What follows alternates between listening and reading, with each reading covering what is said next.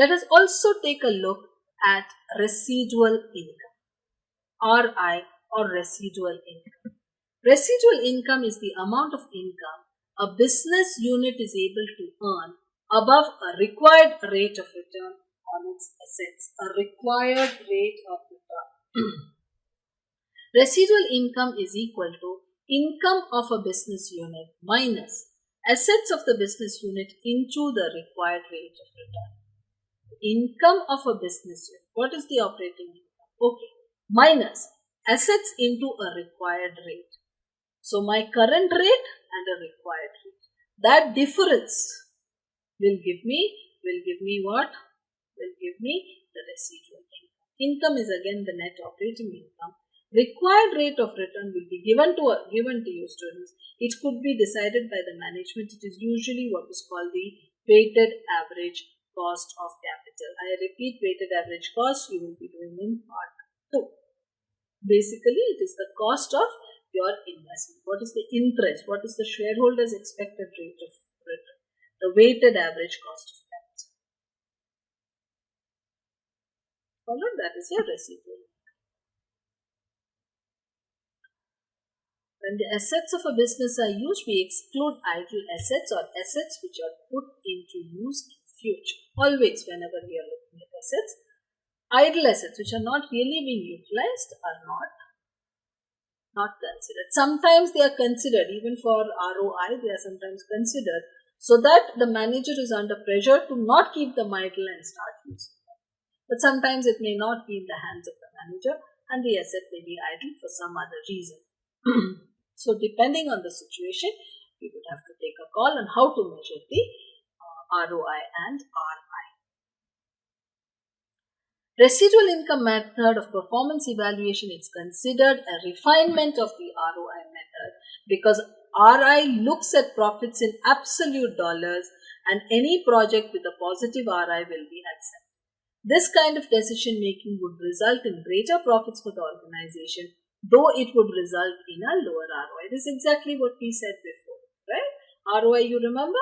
Even though we got a project which was actually increasing the profits, was contributing to the profits, but because its rate of return was lower than the existing ROI, we were not ready to take it because our ROI would fall. A lower ROI did not necessarily mean a lack of efficiency. With this lower ROI, actually, in absolute terms, profits might have been increasing and there would be greater benefits for the organization.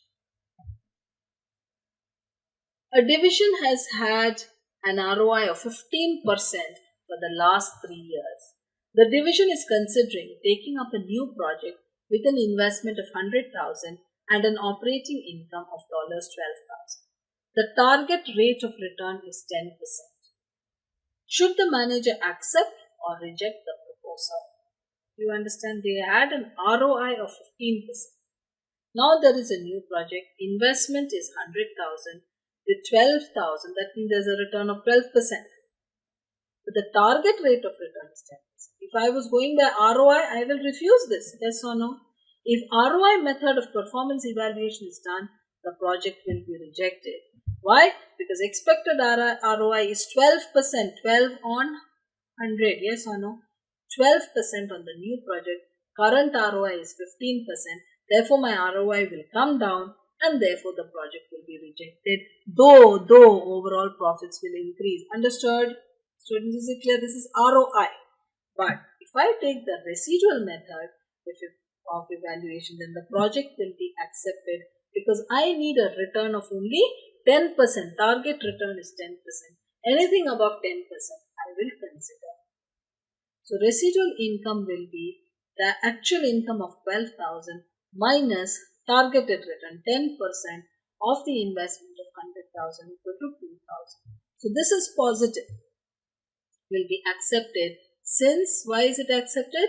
Since residual income is positive. So anything with a positive residual income will be accepted.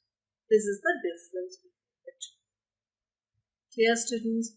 If it was ROI method, if I was being evaluated in ROI method, I will be tempted to reject this, though it was beneficial for my division and my organization. But if I'm going to be evaluated on the residual income method, I know that I will take this project, increase my profits, increase the residual income, increase the profits of the company or organization as a whole.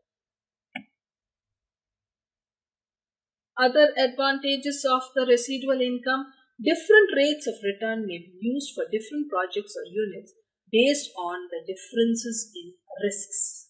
So there are different projects, they may have different rate of risk. So I might take a different different rates of return. Targeted rate of return may be different.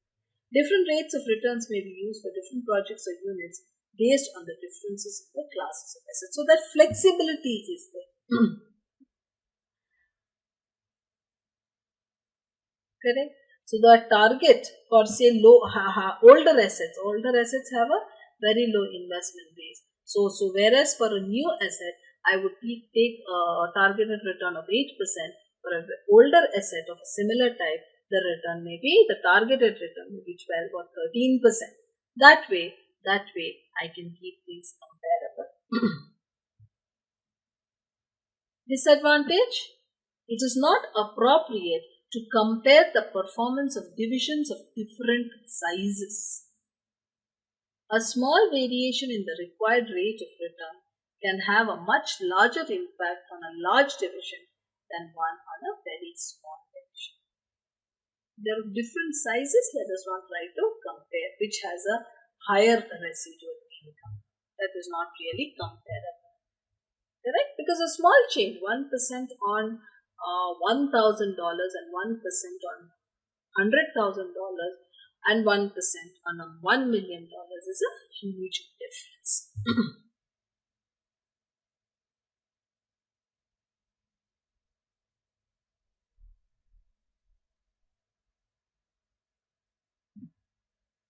Investment 100,000, South Division 3 times more.